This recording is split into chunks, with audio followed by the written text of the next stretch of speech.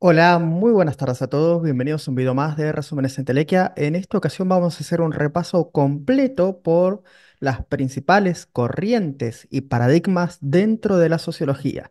Es decir, vamos a tratar de hacer un repaso general, pero muy cabal acerca de la sociología del siglo XIX y del siglo XX hasta la actualidad. Para lo cual voy a estar citando a Philippe Korkov en Corrientes Sociológicas y Debates entre 1980 y 1910, en el cual el autor hace un repaso de las más modernas o actuales corrientes sociológicas. Para lo cual en el capítulo 1 va a ser un repaso en general de todas las corrientes y paradigmas sociológicos.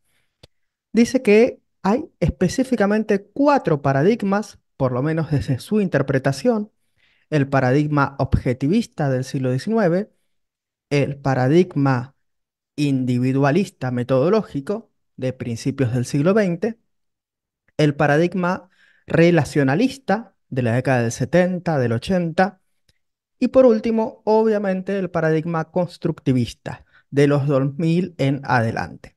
Obviamente, esta va a ser una mera introducción. Luego sacaré en más videos cada uno de ellos. Pero sin más, repasemos. El autor dice que la sociología es obviamente heredera de la filosofía y hereda unos tipos de pares conceptuales que ya estaban en la sociología del siglo XVII y XVIII, como idealismo materialismo, ideal real, real apariencia. Bueno, ya saben, Hegel básico. Y que esto obviamente lo desplaza a pares conceptuales dentro de la sociología, que estos pares tienen que ver con, obviamente, lo social y lo individual, y mundo real versus mundo aparente, es decir, un conocimiento fáctico de las ciencias sociales versus un conocimiento ordinario del sentido común. Y que él ve que un paradigma imperante en el siglo XIX fue el objetivismo, es decir, la creencia de que el todo social superaba o era más que la mera suma de las partes, es decir, era más que la sumatoria de los meros individuos. La sociedad tenía una entidad propia, preexistente a los individuos, y es más, que tenía primacía por sobre ellos. Era la sociedad la que subjetivaba, la que socializaba, la que imponía sus criterios de verdad y valores a los individuos. Esto se ve obviamente fundamentalmente en la obra de sus dos padres fundadores, como son Emil Durkheim en El hecho social. Los hechos sociales solo pueden ser explicados por otros hechos sociales, y obviamente en la obra de Karl Marx, donde la desigual distribución de capital, es decir, la matriz económica, es lo que rige la matriz social de la sociedad o la superestructura social. Vamos, que a una sociedad capitalista corresponden valores, educación, normas, leyes y un Estado propiamente capitalistas. Ahora bien, esto que se podría denominar holismo metodológico, es decir, que lo social explica lo individual porque le preexiste y es más, es quien engendra a los individuos, se puede hacer un giro de 180 grados a principios del siglo XX con la obra obviamente de Max Weber, el cual es considerado el primer gran sociólogo individualista metodológico. Para Weber no es tan importante lo social o las estructuras o lo macro, esta es otro de los pares conceptuales que él siempre menciona, macro-micro, sino obviamente los sujetos, los agentes que actúan en sociedad y las motivaciones que llevan a esos agentes a actuar de determinadas formas. Vamos, la acción social, la acción socialmente orientada. Y el hecho mismo de que estas acciones se remitan recíprocamente en relaciones sociales o estructuras como la dominación, el poder, formas legítimas de acción social, etc. Esto es el individualismo metodológico.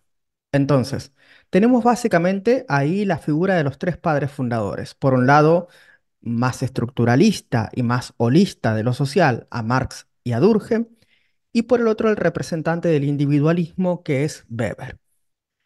El autor también considera, obviamente, las vertientes que salen de la sociología de Weber, como es, por ejemplo, la sociología de Habermas, que es una sociología racionalista que está centrada precisamente en estas acciones sociales típicas, como por ejemplo la acción racional con arreglo a fines y la racionalidad que esto llevó a cabo, es decir, cómo la racionalización instrumental está imperando en el mundo moderno a través de buscar, obviamente, el mayor beneficio con el menor costo, la búsqueda eficientista de una vida cada vez más signado por la matriz económica.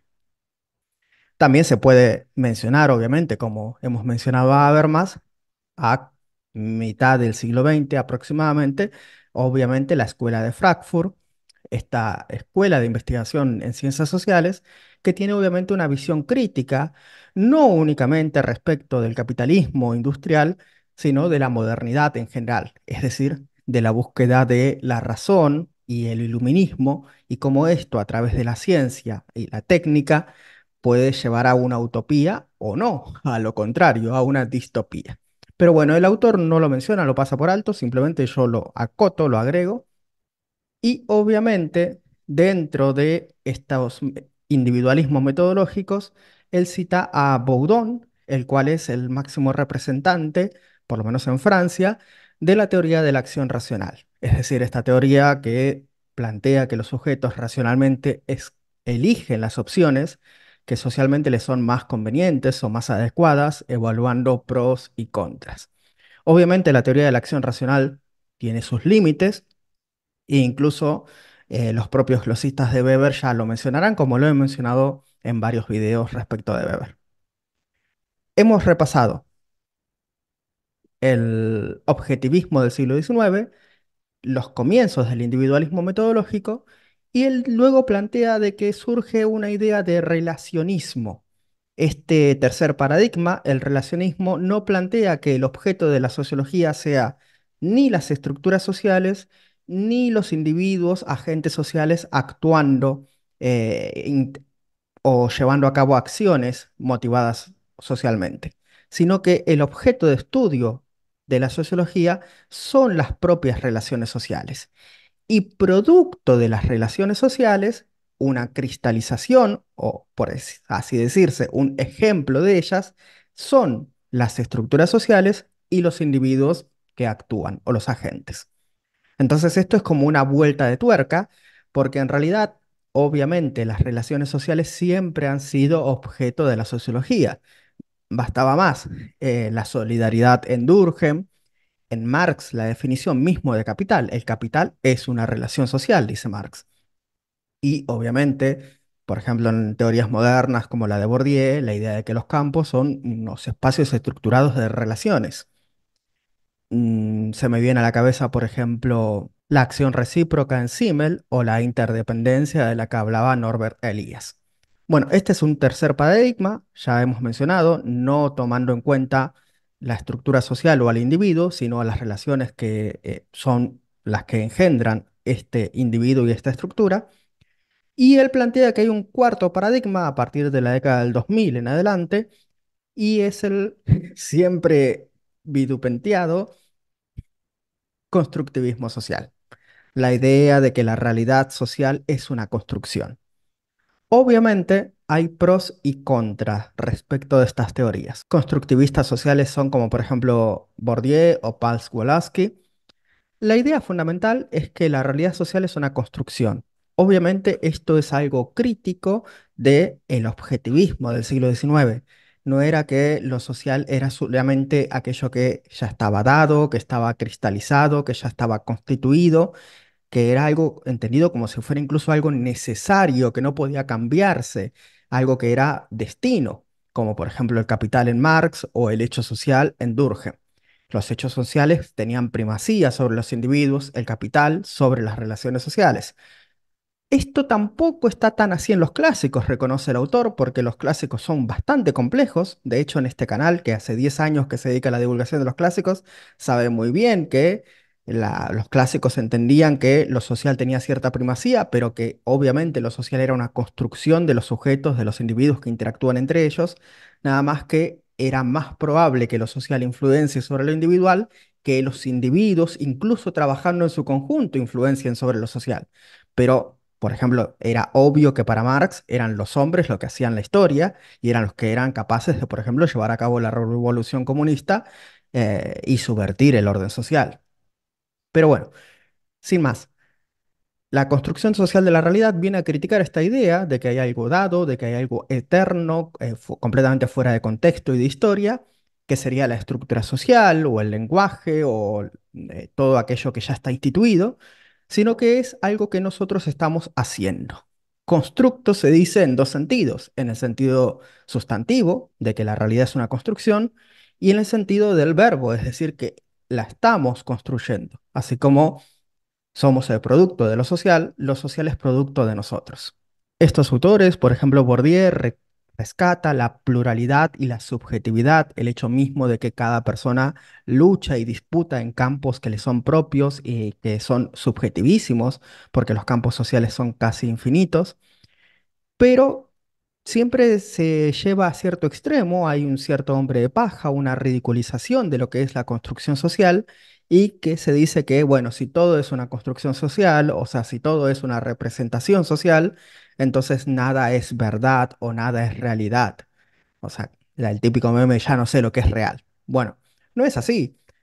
Que digamos que la realidad es una construcción, no quiere decir que no creamos en la realidad o en la verdad, solamente que estamos diciendo que está haciendo, que está en disputa, que está en veremos, lo estamos eh, debatiendo, por así decirse. Bueno, este libro es del 2010.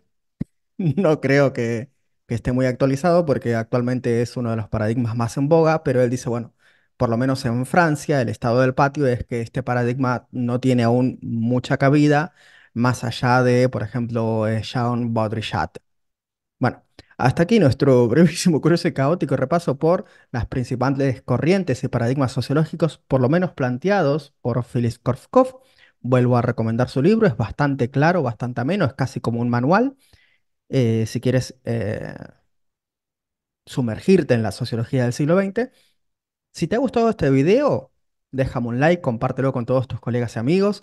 Me ayudas mucho a que este canal de divulgación de las ciencias sociales crezca y se haga más grande, tal vez el más grande de la divulgación de las ciencias sociales. Y nunca está de más decirlo, obviamente siempre se requiere más divulgación de lo social. Muchísimas gracias por haber visto este video, un saludo grande y adiós.